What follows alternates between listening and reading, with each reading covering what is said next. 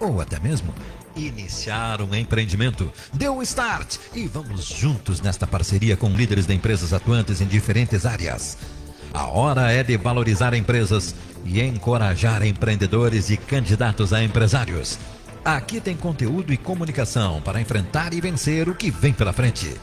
A Rádio Imembui apresenta Empreender com Sucesso, a plataforma de mídia e marketing para produtos e serviços. Com a apresentação de Lisete Fröhlich, consultora em vendas e negócios em mídias digitais e de rádio.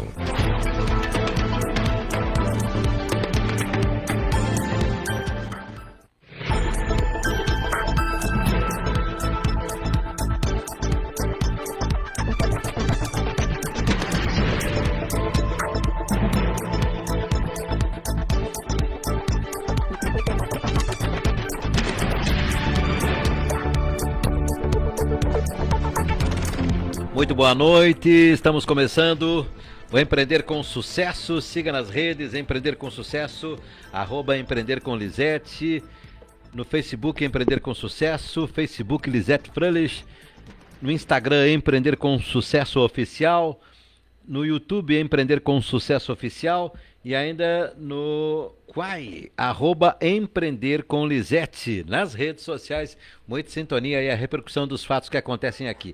19h35, bem-vindos todos, estamos aqui com muito prazer, começando mais uma edição do Nossas Raízes. Aqui os criadores do programa, do projeto, para Tinks Tintas. Pensou tinta, pintou com Tinks. Pensou tinta, pintou com Tinks.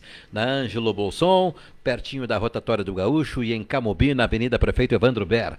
Construtora Jobim, Cristo Rei, Centenário Residence School, os melhores investimentos imobiliários. Decora detalhes com afeto, carinho e toda a energia de bons fluidos para a sua casa ser acolhedora e feliz. Decora na Heitor da Graça Fernandes, número 500, em Camobi. Tudo bem aí, Eliezer Victor? Universidade Franciscana, Universidade Católica Franciscana, para um novo tempo no mundo do trabalho e no mundo da ascensão profissional. Ângelos Oeste, Complexo Velatório na Elvio Basso, 1519, pioneira em planos de assistência funerária. Pampeiro Volkswagen, 20 de agosto, 63 anos da Pampeiro, 70 anos de Volkswagen no Brasil. Agrocomercial Canabarro, na Borges de Medeiros 365, tem sempre promoções imbatíveis. Colégio Fátima, Educação e Humanização. Purifique Santa Maria, a equipe da Lia Anual, com água purificada é mais energia, com Purifique em 2 endereços, na Floriano, aqui no centro, e em Camobi, na Avenida Prefeito Ber. Brita Pinhal, agora em setembro, está se avizinhando aí 50 anos da Brita Pinhal, soluções em obras e infraestrutura de pequeno a grande porte. Cislimpa, sistemas de limpeza, um site inteirinho com marcas e produtos garantidos em qualidade. Colégio Marco Polo. E depois do intervalo, depois da segunda hora, tem a Ser Luz nas quintas-feiras aqui conosco. Também conosco a participação da Protege Saúde Profissional e o Nossas Raízes. Saúde protege a medicina do trabalho por completo, policlínica, pronto atendimento e centro de diagnósticos. Acesse saudeprotege.com.br. E às quintas-feiras aqui, Nossas Raízes. Engenheira Luciana Camilotti, boa noite. Boa noite. Tá boa legal, noite, tá aí, tá bonito. Chegando aqui na Imembui de novo. Quinta-feira estivemos também reunidos aqui com a equipe da Ser Luz. Isso, ficou bom o programa, hein? Ficou. Eu cheguei de paraquedas. Mas ficou bom, tá na sua área, né? Engenharia. Estava com colegas da arquitetura, depois. Muito legal. Hoje tem de novo, Hoje tem de novo, eles estão aí de novo com a equipe aí, né? Muito legal. Muito bom. E que bom também ter de volta, Luciano, né? É verdade, depois de tanto tempo, né? Tava num pique de tour aí, de balão mágico. Viajando de balão e depois assistindo o jogo do Grêmio, né? 8.000 metros de altura, era pouca coisa. Emoções fortes, né? Andar de balão, torcer pro Grêmio. A torcida do Grêmio lá na galera, né? Lá vem ele. Não, sabe como é que Eu é? sei, Né? tem que aguentar. Dia seguinte, isso. né? O dia seguinte. Day after. Até vou te dizer, hein? Olha que aquele dia do balão foi bem mais tranquilo que o jogo. Né? Foi mais Isso aí. tranquilo.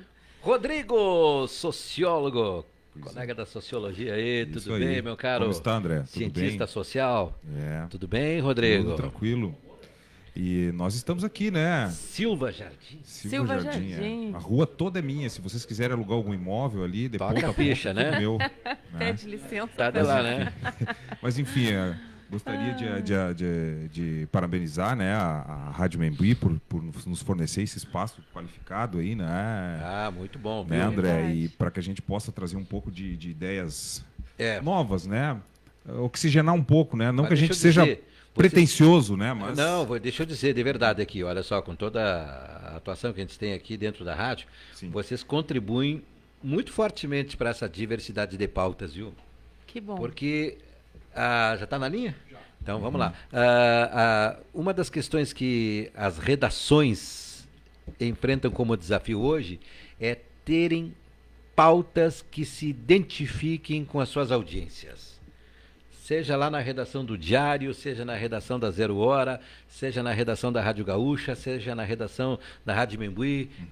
Tem que ter uma identidade. O produtor de pauta, ele precisa acordar de madrugada pensando, eu preciso de um tema hoje que mexa, é verdade. que traga uma identidade, que traga uma afinidade com a minha audiência. Que faça sentido para o Faça ouvinte, sentido, né? porque Isso não dá mesmo. para ficar fazendo feijão com arroz de todos os dias, isso não vale mais. O ouvinte está muito exigente, porque ele tem muitas fontes de acesso à informação hoje. Então vamos ver o que vocês trouxeram hoje aí. Bom, hoje, para minha alegria, né? Eu entrei em contato com o cientista político Paulo Moura, que tem um trabalho muito importante na internet e na lida política, né? Como um analista político, como um homem do mundo político, assim, do mundo cotidiano, né? E com análises assim muito balizadas, né? Baseada muito na experiência de trabalho, né? Aí eu tive a grata surpresa de primeiro acompanhar, né, as suas análises de conjuntura da política brasileira, né, e gaúcha também, porque trabalhou já, inclusive, em Santa Maria, né, em vários pleitos aí. E convidei ele para vir participar do programa Nossas Raízes aqui e vamos dar um boa noite, não é, Paulo? Como está, Paulo Moura? Boa noite, Rodrigo. Boa noite a toda a equipe da rádio e aos ouvintes. Isso. Paulo, vamos iniciar então a nossa conversa, primeiro fazendo um parênteses interessante, que infelizmente no último dia 13 faleceu o nosso querido cientista político, historiador José Murilo de Carvalho, né? Que não tem como estudar cidadania no Brasil sem passar por ele, né? E várias outras questões do mundo político e historiográfico aí, né? Mas em cima disso, Paulo, a gente gostaria de perguntar para ti como é que tu tá vendo assim esse cenário político brasileiro hoje, não é? O que te parece assim desde 2013 para cá nós tivemos algumas mudanças assim bastante importantes dentro da República Brasileira, não é? Desde do impeachment da Dilma, da prisão do atual presidente, da eleição de Bolsonaro, da ascensão dos conservadores, não é? Da própria direita. Não é? E dentro disso eu queria te fazer duas perguntas iniciais, né? A primeira é, o Brasil tem jeito? E a segunda é relacionado muito também o que tu pensas assim desse panorama político? A esquerda vai ter que aceitar a direita de qualquer forma ou não? Com olavistas, com bolsonaristas, com monarquistas, ou todas as subdivisões que a direita pode ter? Boa noite. Boa noite. Bom, vamos por partes. A primeira pergunta, se o Brasil tem jeito. Eu diria o seguinte, o Brasil não é a Venezuela do ponto de vista das suas estruturas socioeconômicas, políticas, culturais, e é uma economia e uma sociedade muito mais complexas, né? No sentido de que, por exemplo, a Venezuela é um país que tem uma cúpula corrupta que vive exclusivamente da exploração do petróleo. Você tem alguma concentração urbana e sofisticação e complexidade, ou tinha, na capital Caracas, e debaixo disso um povo muito pobre, praticamente inexistindo classe média, inexistindo uma sociedade capitalista complexa. O que aconteceu na Venezuela foi apenas a substituição da antiga elite econômica pela elite bolivariana. Mas essas características socioeconômicas do país não mudaram. O que mudou foi a escalada enorme da corrupção, o autoritarismo, que a Venezuela não experimentava no seu passado. O Brasil, ao contrário, é uma sociedade, primeiro é um país de dimensões continentais, muito heterogêneo, culturalmente, economicamente, politicamente, socialmente. As estruturas sociais do país são muito complexas. Você tem competição pela informação, você tem uma classe média numerosa, poderosa e influente, você tem uma quantidade enorme de grandes cidades, você tem um agronegócio que hoje é a locomotiva da economia brasileira, e você não destrói isso facilmente. E este governo recebeu uma herança bendita, de novo, né? Assim como Lula recebeu em 2003 as contas em dia, agora recebeu de novo com superávit fiscal, apesar de ter passado por uma pandemia, por uma guerra. Então, a destruição de uma economia dessa complexidade, de uma democracia dessa complexidade, não é uma tarefa simples. E nós temos uma situação na qual, parafraseando aí o Bob Fields, né, Roberto Campos, avô do atual presidente do Banco Central, o Brasil não perde a oportunidade de perder oportunidades. Sim. E, de novo, o povo brasileiro fez escolhas no sentido de colocar em risco tudo isso que foi feito para desenvolver o país, para colocar o país na trilha da prosperidade, do desenvolvimento econômico que traz consigo qualidade de vida para a população, né, elevação das condições de renda e tal. Então, o Brasil tem jeito? Tem, se o povo brasileiro puder corrigir os rumos nos quais o Brasil está ingressando, porque nós estamos vendo o déficit das contas públicas voltar, né, o excesso de gastos voltar, o endividamento será necessário para cumprir os gastos que o governo já está fazendo, mesmo antes de aprovação do arcabouço fiscal e da reforma tributária. A lógica do arcabouço fiscal e da reforma tributária que o governo propôs pressupõe uma elevação da receita, e todos os economistas sérios do Brasil dizem que a conta não fecha, que os gastos já estão sendo feitos e que a receita para cobrir esses gastos não acontecerá como o governo previu. Sim. E embora a situação neste momento, no curto prazo, seja uma situação de queda de inflação, provocada pela política de controle da inflação do Banco Central, e de um crescimento inercial ainda decorrente do que foi feito pelo governo anterior, se o Brasil continuar neste rumo, descontrole das contas públicas, mexendo no preço dos combustíveis e ameaçando a saúde financeira da Petrobras, preocupação mais em gastar do que conter gastos e tentar extorquir a população com mais impostos, não tem como você cometer os mesmos erros do passado e imaginar que vai dar um resultado diferente. Coisas testadas e comprovadamente fracassadas, se repetidas, redundarão em novos fracassos. Então, eu estou preocupado como brasileiro, como analista político, porque as perspectivas para 2024 e mais adiante decorrentes desse cenário são muito preocupantes. E eu acho que o povo brasileiro não está percebendo isso, né? O povo raciocina muito com o bolso, com a barriga, e não consegue perceber as consequências do que está sendo feito. O Brasil é uma economia muito grande.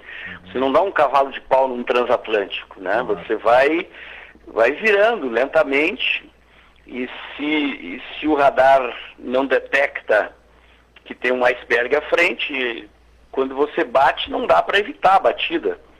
E é o que está acontecendo, né? Nós estamos manobrando o iceberg em direção, manobrando o transatlântico em direção a um desastre anunciado. É um filme que nós já vimos e infelizmente começa a se repetir, né? Então, jeito haveria se fosse possível conter o rumo dos acontecimentos. E neste momento não é o que nós estamos vendo, né? O governo tem sustentação no establishment, está fazendo um acordo com o Centrão, Claro. para continuar aprovando medidas nessa direção. Então, a minha resposta à primeira parte da sua pergunta, infelizmente, é essa, né? A segunda parte, qual era mesmo, Rodrigo? No raciocínio eu perdi. Era a primeira, se o Brasil tem jeito, a segunda... A segunda é que a preocupação que a gente que observa meio distante a questão política é que a gente tenha um ambiente mais favorável, né, Paulo, para fazer política, né? Porque eu não sei se tu te lembra daquela célebre frase do professor Mauriase, né, da Universidade Estadual do Rio de Janeiro, que para um bom conservador teria que ter uma boa pá e uma boa cova, né? As pessoas acham que isso é brincadeira, né? Mas não é brincadeira isso, né? A gente vê no dia a dia, né? Então, assim... há um cerceamento das liberdades. Essa é uma outra dimensão preocupante da nossa realidade, né? Nós estamos vivendo um cerceamento das liberdades políticas no país, e é um cerceamento de mão única. É um cerceamento para uma parcela da sociedade que se autodenomina liberal, conservadora, que apoiou o presidente Bolsonaro, Claro. e que é composta de pelo menos metade dos eleitores brasileiros fizeram essa escolha nas urnas.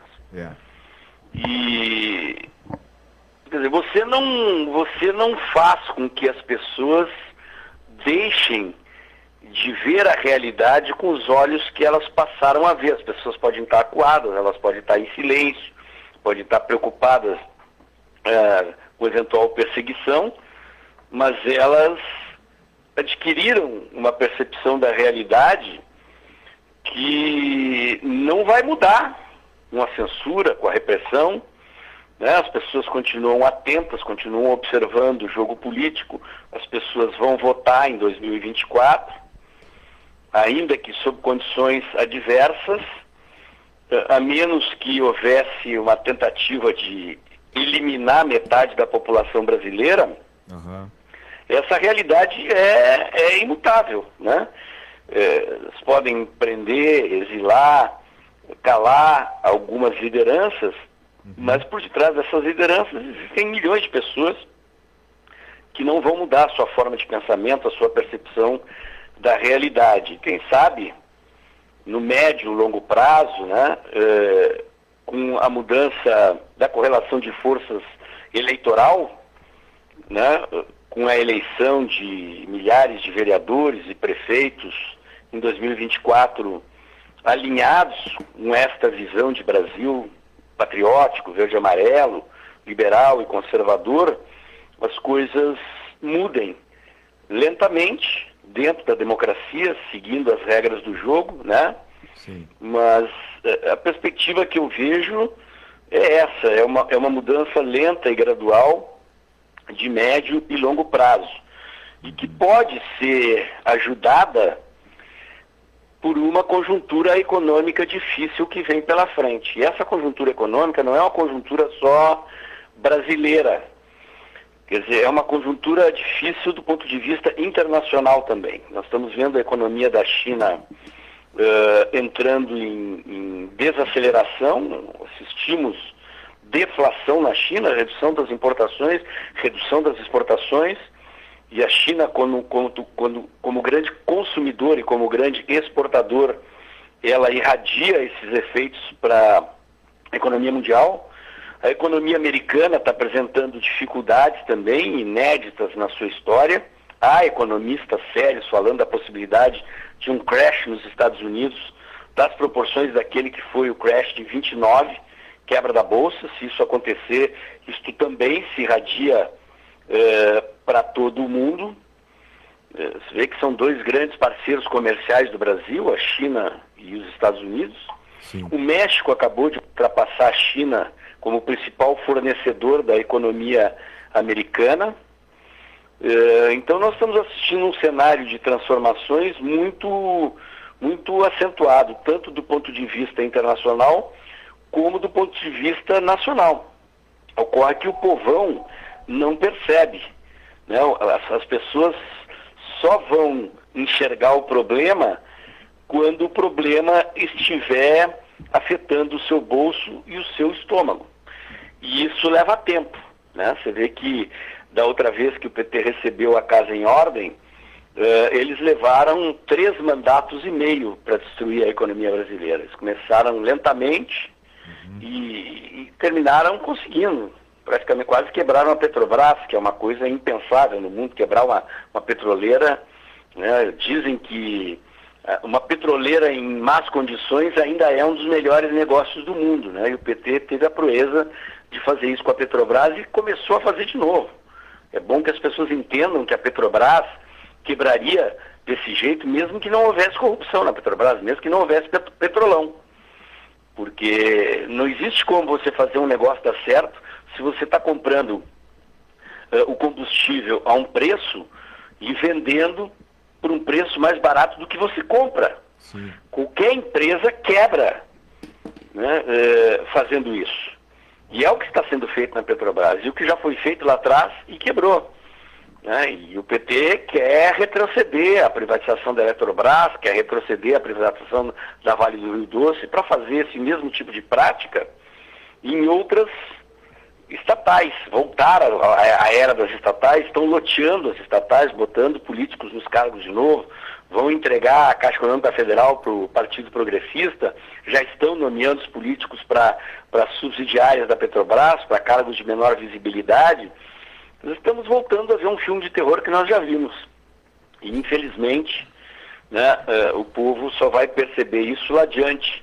Mas, à medida em que essa conjuntura avança e coincide com o calendário eleitoral, né, as dificuldades econômicas aparecendo no horizonte daqui a um ano, com a volta da inflação, com esses problemas do descontrole das contas públicas, do excesso de gasto, isso inevitavelmente vai provocar inflação, elevação da taxa de juros, porque o governo vai ter que captar dinheiro no mercado financeiro para financiar o seu déficit, e ao fazer isso ele tem que elevar a taxa de juros, porque o mercado desconfia da capacidade e da vontade de pagar, e ele eleva a taxa de juros para compensar o risco do calote. Claro. É um filme que a gente já viu, Se a gente quer ver o futuro desse filme, basta dar uma olhadinha em como está a Argentina agora. Né? Foram estas práticas que fizeram a Argentina chegar a 114% de inflação, taxas recordes de desemprego, e o resultado a gente viu nas eleições primárias agora, o eleitor rejeitando completamente os partidos tradicionais, escolhendo um candidato com um perfil de outsider, né? Como um cara que não é político, vem de fora da política, combatendo o sistema político com ideias inovadoras. Então, é isso. Paulo Moura, a gente quer inserir aqui na conversa também a integrante, participante, uma das criadoras desse espaço aqui, o Nossas Raízes também, a engenheira Luciana Paola Camilotti. Por favor, Luciana. Boa noite, Paulo. Prazer Boa enorme noite. Conversar com você. Me sinto honrada pela oportunidade que meu colega Silva Jardim criou aqui no programa, trouxe para nós, né, André? Sim.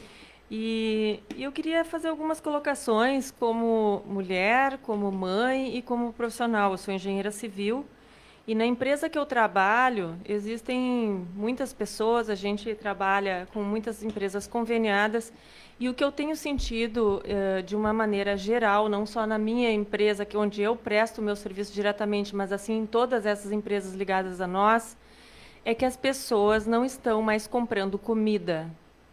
As pessoas estão economizando comida. As coisas estão tão caras que elas estão deixando de comprar as coisas que elas habitualmente compravam. Isso, para mim, é uma coisa muito séria o que está acontecendo, porque a alimentação é o básico de uma economia. E quando as pessoas começam a diminuir o consumo de alimentos, eu vejo como uma recessão cavalar, galopante em 8 meses, que a gente não estava acostumado a ver isso nos últimos anos, tá? Então, eu como mãe, eu me preocupo muito pelo futuro que nossos filhos vão ter se esse tipo de governo que entrou agora, nesse ano, se ele continuar, se ele se perpetuar, como aconteceu em outros países latino-americanos, onde esse tipo de governo entrou e não saiu mais. A minha preocupação como mulher, como mãe e como profissional é aonde nós vamos parar. Será que nós aguentaremos isso? Será que o brasileiro é um povo que aguenta tudo sem reclamar? Ou nós teremos problemas à vista? Olha, como eu disse, esse cenário econômico que está se constituindo, se você está vendo pessoas deixando de comprar comida, é preciso deixar claro que isso vai se agravar, né? Porque isso é a consequência inevitável do descontrole das contas públicas.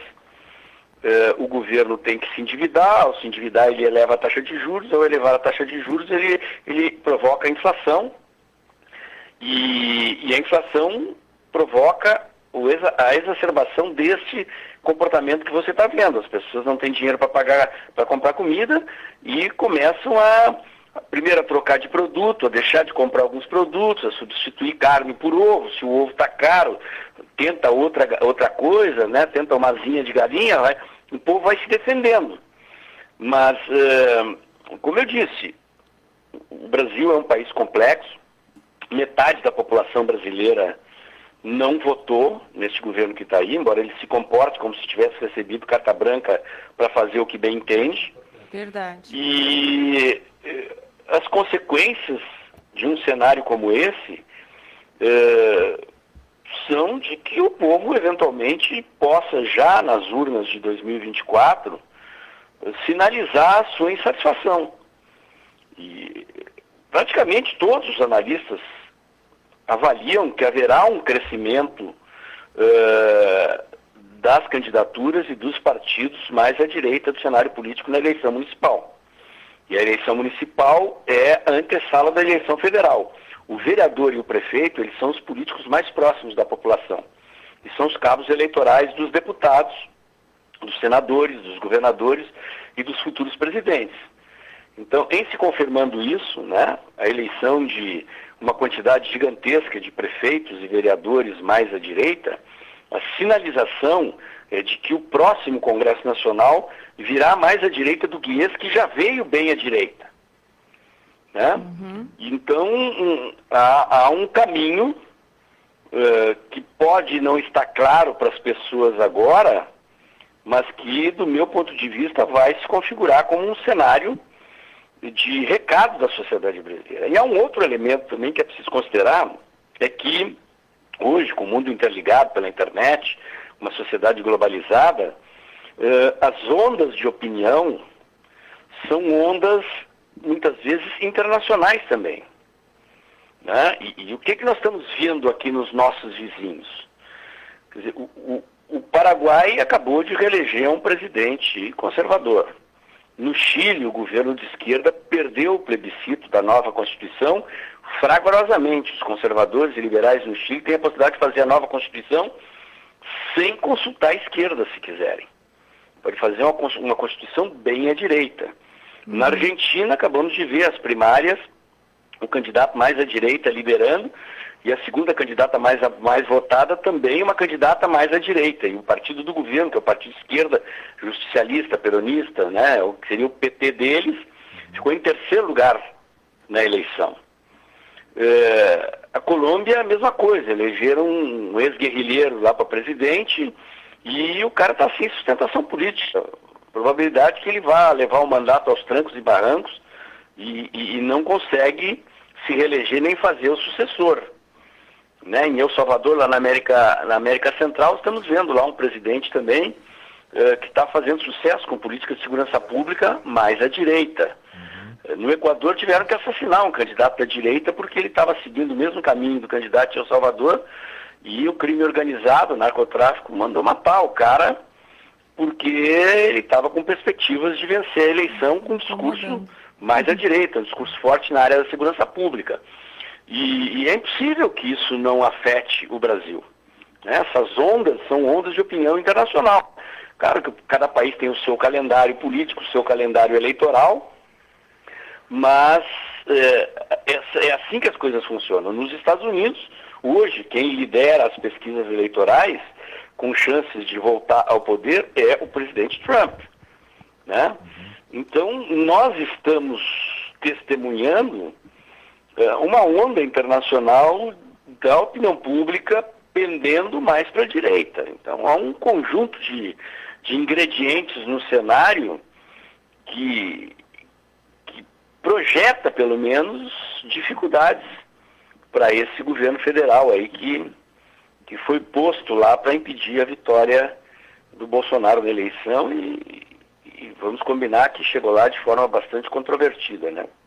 Então, Paulo, então é perceptível o movimento pendular dos governos a nível mundial, né, que um pouco foi à esquerda nos anos 50, 60, né, e se propagou até agora nos finais do ano 2000, e daí 2003 começa uma reviravolta e esse pêndulo parece que está voltando com força para o lado conservador.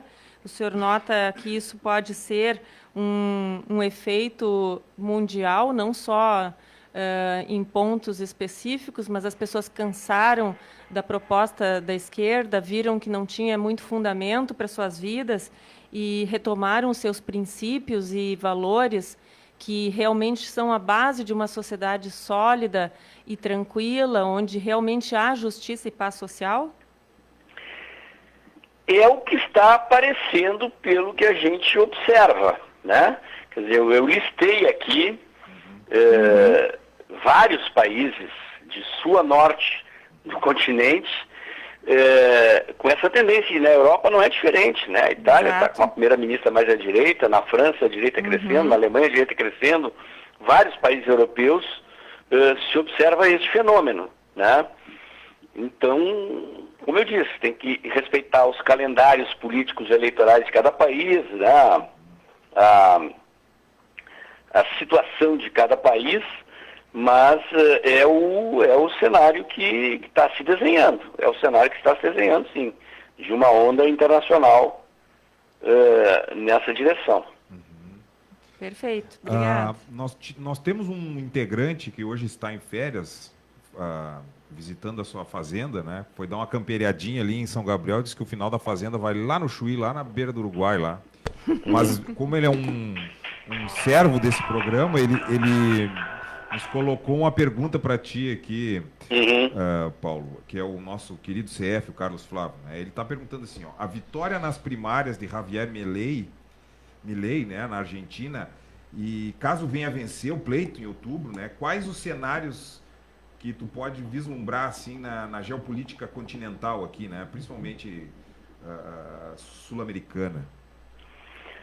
Olha, nesse aspecto das ondas de opinião internacional ao qual eu me referi, é preciso considerar uma questão muito importante, é que a Argentina é nosso vizinho de fronteira aqui do lado, ainda mais aí do Rio Grande do Sul. Então, a irradiação dessa experiência é uma possibilidade que não se pode descartar. Primeiro, sim, é preciso observar que o Milei não venceu ainda, né? E que o mundo está de olho ali e os inimigos da liberdade podem tentar barrá-lo ainda antes do pleito, né?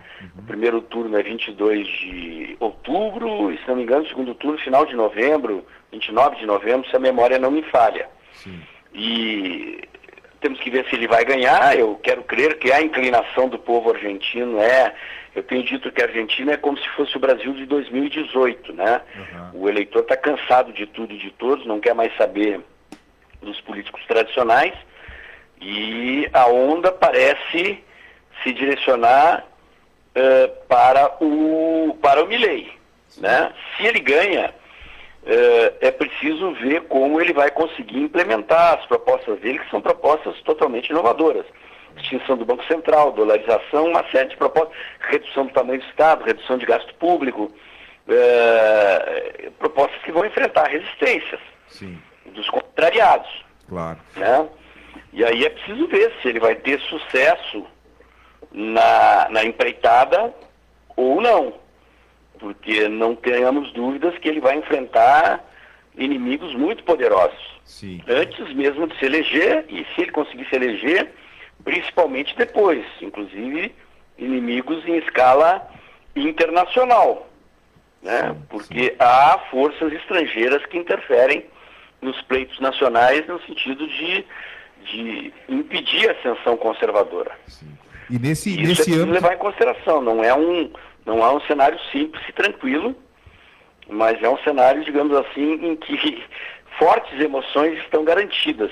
Pois é. E vamos ter que observar como é que a coisa se desenvolve, né? Aham. Mas certamente há uma influência direta, principalmente no Brasil e mais ainda no Rio Grande do Sul, Isso. com o que vai acontecer na Argentina daqui para frente. Aham. E como é um personagem bastante controverso, né, Paulo? Porque é um Chicago Boy, né?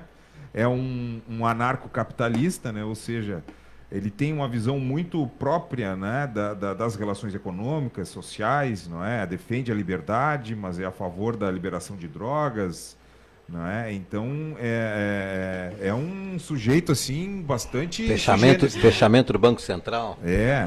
Então assim. Na verdade, se você dolariza a economia, Aham. você não faz sentido ter Banco Central, né? O seu Banco Central vai ser o Fed americano, Sim. que quem Exatamente. controla a moeda, né? Não tem mais autonomia a E moeda o deles. que é uma forma de controlar gasto público e de controlar a inflação.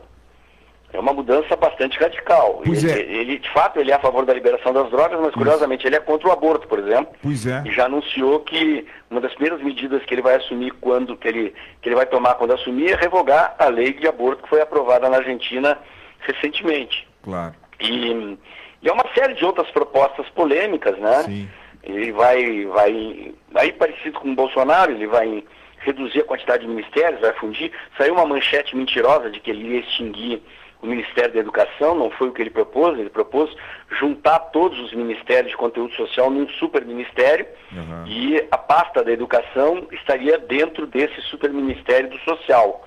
Mas a mídia já sai vendendo que ele diz que ia extinguir o Ministério da Educação, né? A gente tem que cuidar muito com o que compra pela imprensa e ir atrás de informações fidedignas sobre o que de fato ele está propondo. Mas, sim, é um candidato polêmico. Eu diria assim, embora ele seja chamado de Bolsonaro argentino, Aham. ele assim é chamado por causa da posição de um candidato antissistema, Isso. né, de um cara que corre por fora e vence, né? Mas no sentido dos valores, Bolsonaro está mais para conservador e o Milei está mais para liberal. Liberal, né? E então essa é uma diferença considerável entre ambos, mas são candidatos disruptivos, né? E vamos ver, assim como o Bolsonaro foi, ele também é. Isso. E vamos ver como é que ele vai se virar para implantar as suas ideias e como a sociedade argentina e o sistema político argentino e global vai lidar com um candidato com ideias tão inovadoras, né? Muito bem, olha aí, são 8h12. A gente quer colocar mais alguma coisa para o nosso cientista político? Paulo Moura, agradecendo por estar aqui conosco aí. Até eu queria fazer uma outra pergunta, Paulo, que enquanto algumas esferas falam da problemática da dolarização, da economia, enfim, e a questão do ouro como moeda reguladora, não é? E aí, no meio dessa loucura toda, ele propõe dolarizar, né? Então, quer dizer, nós vamos viver ou vamos assistir um cenário de montanha-russa aí, na esfera política, né? Porque a questão de emissão de dólar com Bretton Woods, essa questão toda que envolve, né, a emissão de papel moeda, enfim, toda essa situação. E aí chega um anarcocapitalista querendo dolarizar a economia, né? Ou seja, fortes emoções, né? É que, na verdade, Rodrigo, assim, a economia argentina, na prática, ela já está dolarizada, né? Isso. Em função da bagunça que se transformou a economia argentina, A poupança dos argentinos já está em dólar. O argentino guarda dólar embaixo da cama, o argentino guarda dinheiro no exterior, em geral reservas em dólar, para se proteger da hiperinflação. Eu tive na Argentina, eu passei o Réveillon na Argentina, fui lá ver de perto o que estava acontecendo, e os argentinos querem dólares, eles abordam os turistas e te oferecem vender em dólar, te dão desconto se você entregar dólar, porque o dinheiro deles não vale nada, e de manhã tem um valor, no final da tarde está valendo muito menos, coisa que o Brasil viu nos anos 80, nos anos 90, os argentinos estão vivendo hoje, né? Então, a dolarização é uma coisa complexa, não é uma decisão que você faz numa canetada, porque isso implica em mudanças muito complexas na economia, mas, como eu disse, o Banco Central da Argentina passa a ser o Fed americano. A Argentina não pode emitir dólar. Sim. O que vai circular dentro da Argentina é o dólar emitido pelo Banco Central americano. Isso da capital. Né? E isso tem uma série de implicações. Agora, o que vai provocar é um ganho de poder aquisitivo. O argentino vai passar a comprar em dólar, né? E, consequentemente, isso significa que o dinheiro que circula na Argentina terá muito mais valor e um valor estável. A inflação praticamente desaparecerá da noite para o dia, como aconteceu com a implantação do Plano Real, né?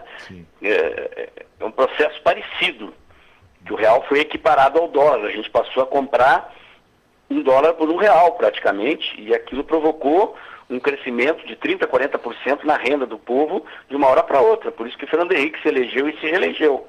Né? Então, assim, é muito difícil de prever, mesmo economistas devem ter muita dificuldade de prever o que vai acontecer. E o que o Milei está pensando como mecanismo de transição, que é outra coisa complexa. Quer dizer, não basta você entrar lá, dar uma canetada e dizer a partir de agora acabou o Banco Central, a nossa moeda não existe mais, passa a valer o dólar. Eu imagino que eles vão ter que fazer uma regra de transição, porque existem contratos, existem títulos públicos, existem papéis na economia americana, existem empresas com ações em bolsa e tudo isso muda radicalmente com a adoção do dólar como moeda. Agora, como tu disseste, ele é um economista de Chicago, tem influências da escola austríaca também, eu vi entrevistas dele falando de economia, ele tem um absoluto domínio do assunto, sabe o que está dizendo, e eu imagino que ele tenha por detrás de si um planejamento para colocar isso em operação. Andei lendo artigos de outros economistas liberais que estão, digamos, no mesmo barco com ele, e a impressão que eu fiquei é de que eles têm, de fato, clareza e noção estratégica do que vão fazer, de como vão implantar, do passo a passo desse tipo de coisa. Mas é uma coisa inimaginável, né? Porque é uma coisa inédita. Uma coisa inédita no mundo. Claro. Uma experiência dessa natureza. Vão ter que botar lupa ali e acompanhar de perto para ver a profundidade dessas informações, claro, se o Milei vencer, né? Como eu disse, ele tem 2 meses e meio pela frente ainda, até o segundo turno. Pode vencer no primeiro, dependendo da vontade do povo argentino, pode, né? Mas ele ainda tem uma estrada a percorrer. Claro. Paulo, assim como eu entrei em contato com o teu trabalho através da internet, faz um pouco um merchan aí do Dextra, do YouTube, tuas análises diárias, aí informa o pessoal de Santa Maria que não conhece o teu trabalho. Aí faz o teu... Certo. Bom, vocês podem achar o meu canal no YouTube digitando @DextraJornalismo. E é um canal de análise política diária. Todos os dias, final da tarde, eu publico um vídeo de análise política de um dos principais fatos políticos da conjuntura. De vez em quando eu faço lives no canal com convidados, economistas, outros cientistas sociais, cientistas políticos, advogados. Mas principalmente o canal é um canal de análise política posicionada, né? Assumidamente eu faço análise no campo conservador. Acho honesto da minha parte não fingir uma neutralidade que eu não tenho, ao contrário de muita gente que faz jornalismo fingindo neutralidade e de fato tem um viés. Eu acho mais honesto da minha parte explicitar o viés, né? E é isso, o canal está há 3 anos no ar, já tem 114 mil seguidores e a gente sobrevive ali, toca o trabalho contando um pouquinho com a publicidade do Google e com as contribuições via Pix ou pelo clube de membros do canal. São os próprios usuários do canal, as pessoas que acompanham, que ajudam a manter o trabalho do canal. Eu tenho outras atividades de consultoria, outras coisas que eu faço, mas o canal é o meu dia a dia, né? Eu rastreio as notícias diariamente, leio tudo que sai em 30, 40 sites de notícia da mídia oficial e da mídia independente para preparar os meus vídeos e é isso, né? O meu dia a dia consiste nesse trabalho. Claro. Mas então, Paulo, nós agradecemos a tua presença, né, André? Só aí. E assim como você já participou aqui, o Pugina já participou, o deputado federal Sanderson, várias personalidades do mundo gaúcho aqui, né? Porque tu estás em São Paulo atuando, mas tu é dos nossos aqui, né? Sim, sim. Né? Tu é do Estou há 6 anos aqui, mas fiz a minha vida aí. É a segunda vez que eu moro em São Paulo já, tinha morado aqui no final dos anos 80 e dos anos 90. E estou mais de 6 anos já por aqui. Claro. É a minha base. Inclusive o Alfredo Bessol tá na lista aqui, tá na alça de mira já também. Eu tenho feito lives com ele. Ele está na Europa agora, né? Eu toda terça-feira eu participo, faço uma live no canal dele também. É um jornalista gaúcho também, estava em Brasília. Agora está radicado na Europa. É um excelente papo. Isso. Analista político muito bom também. E gostamos da tua presença, né? E o espaço aqui tá para você também, né, Paulo? É a primeira talvez de muitas, né? Entrevistas. Fico à disposição. É só combinar aí, tendo a agenda liberada. Claro. É um prazer. Grande abraço, uma boa noite, muito obrigado. Um abraço, boa noite. Boa noite, obrigada. 20 horas com 21 minutos, muito bem. Conversamos, batemos um papo aí no Nossas Raízes com o cientista político Paulo Moura. O que se pode fazer aí da avaliação? Temos ainda até as 20h22 agora. Temos ainda 8 minutos para fazer o fechamento, então, do nosso programa de hoje. Dá para fazer uma avaliação do que se disse aí. Eu gostei dessa questão da análise final que ele diz ali. Precisamos botar a lupa e acompanhar de perto, porque a manifestação do eleitorado na Argentina, ela é interessante sob esse ponto de vista, né? Do que se tem. Nós aqui no país estamos nos acostumando de que as candidaturas tradicionais preponderam. Nós estamos, dentro do nosso regime democrático, nos desacostumando que... Rodrigo, lá da nossa professora Reginaldo Pérez, lá, né? Democracia onde se perde eleição, não se ganha eleição. O regime democrático se sustenta no conceito de que a gente perde a eleição.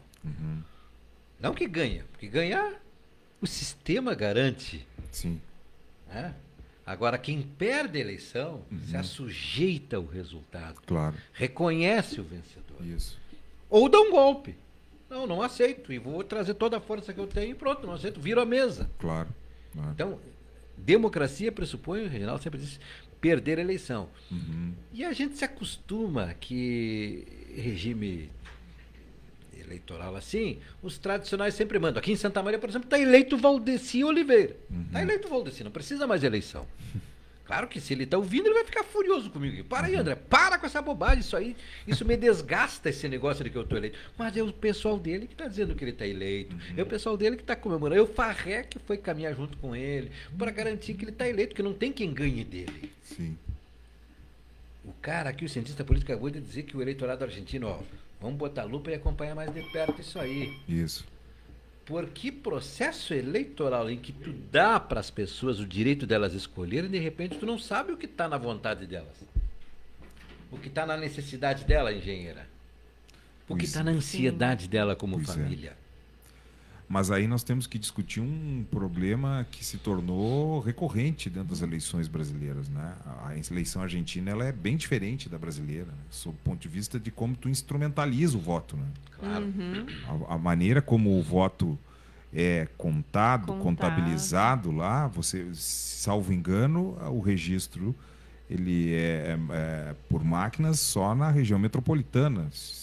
Eu vi alguma informação nesse sentido, né? Sim. A maioria dos locais, das províncias, é o voto manual, né? Sim, Então, claro, assim... mas aí nós temos uma... mas eu ainda gostaria de continuar nessa questão do que a democracia permite aparecer. Por exemplo, Bolsonaro. Claro. Bolsonaro não é um político tradicional. Sim. Ele surge no processo eleitoral e ganha a eleição. Né? Então ele é, assim como o Milei na Argentina, surge e ganha a eleição. Sim, sim. Bom, o Milei não ganhou ainda a eleição, ele Claro. apareceu entre Isso. os que estão aí, né? Tem o Ciro Gomes, que é um tradicional, que se acha tradicional, que se acha no coração dos brasileiros, mas ele não vinga, não vai, não emplaca. Anteriormente eu citei propositadamente o nosso historiador e cientista político José Murilo de Carvalho, que Isso. morreu agora dia 13 de agosto. Respeitável. Ele tem um livro muito interessante que é Os Bestializados. Nós né? lemos ele lá, né? É verdade, temos Vários que ler. capítulos dele, né? Não, para entender cidadania no Brasil tem que ler o José Murilo de Carvalho. Num curso marxista como é o das Ciências Sociais do UFSM, nós deu o Murilo, foi Sim. um avanço, um né? sopro de Era difícil, uma né, oxigenação, ter assim, né? Mas, enfim, ele coloca no Bestializados de como a República, que se pretendia ser a panaceia para o panorama político, vamos dizer assim, onde a nossa elite brasileira estava descontente com a monarquia, né? E hoje, de 1889 a 2023, a gente olha para trás, o que é a República Brasileira, né? Então, se a gente fizer um exame do que é a República Brasileira, são golpes, são ditaduras, né? São crises econômicas. Engenheira né? Luciana, vamos a uma palavra: acordos. Então, assim, Pois é. República Milei com acordos. como Bolsonaro são candidatos antissistema, né? Quer ver uma coisa lá? Tive a manchete que estava ali agora há pouco ali. Agora está na temperatura lá na Band. Recém estava ali a composição do governo. Para quem vai a Caixa, para quem vai o Ministério, para quem vai tudo mais. Quer Isso. dizer, não é um governo com proposta de governo. É um governo com proposta de arranjo para se manter no poder. Mas você tem um ministro da Economia que declara que não entende de economia, né? Então, quer dizer, como é que nós vamos lidar com uma parte importante de uma economia de um gigante mundial como é o Brasil? O Brasil é gigante, né? Populacionalmente falando, territorialmente falando. Aí você tem o ministro da Economia, que o presidente da Câmara diz para ele o que ele tem que fazer. Como foi anteontem. Haddad, não ficou bem isso aí, viu? Você falar da Câmara, que a Câmara está muito fora. Vai lá e dá uma explicação aí, porque não ficou chato isso aí, viu? Pois é. Aí o cara desce do quarto andar, que é a sala dele, e chama a imprensa ali, vem cá, vem dar uma explicação para vocês, porque o presidente da Câmara dos Deputados me mandou. Vai ser desmoralizado para lá, rapaz. É muito sincericídio. Mas vem cá, o cara manda ele de sete. De Cara, todos os lados. Vai lá dar uma explicação aí, porque isso aí ficou chato. O que é o Impressionante. sistema, Quem né? é que tem que me Para mandar explicar fazer para os isso? nossos queridos colegas, amigos, que estão do outro lado os ouvintes, nossos queridos ouvintes, o que é o sistema, né? O sistema republicano brasileiro, ele é formado pelo toma lá da cá, né? Toma lá da A cá. célebre pergunta feita pela presidente Foi a Dilma, palavra né? que eu convidei para Quer engenheiro dizer, aqui, acordos. Toma lá os da cá. acordos, né? Então, ou O seja, que nós acertamos? quando você assume um governo legitimado pelo voto e coloca um sujeito como Paulo Guedes como ministro da Economia, que é um Chicago boy também, né? Um liberal, né? Ou seja, um estado menor, mais enxuto, eficiente. Aí você coloca numa secretaria de desburocratização o dono da Localiza, que é o Salim Matar, né? Ou seja, até o final do governo Bolsonaro, todos os processos federais eram digitalizados, não é? E a tendência era que você tentasse, pelo menos, ter um plano para melhorar a burocracia brasileira, enxugar a máquina, não é? Ou seja, dar mais espaço para o indivíduo empreender, não é? Para dar vazão a essa característica intrínseca do brasileiro, que é inventar, se reinventar, não é?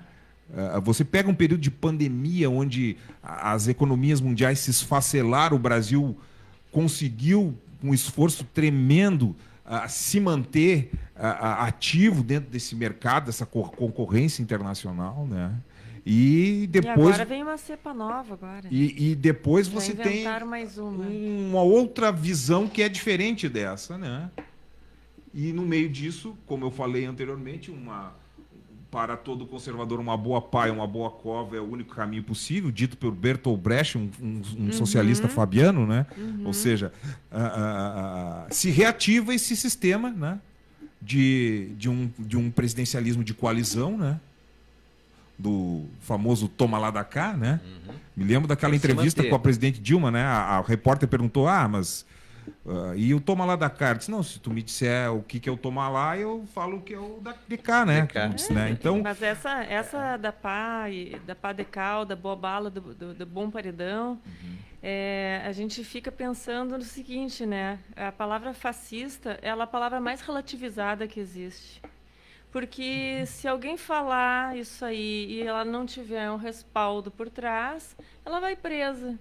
E outras pessoas falam assim, como se estivessem tomando um copo de água. Sim. Então, é a palavra mais relativa que existe no momento. Isso aí daria um programa à parte, né, o fascismo. Mas, enfim, a questão é que nós precisamos de um ambiente político saudável. Não dá mais para relegar a último plano essa massa populacional que se identifica com a direita, com o conservadorismo, não é?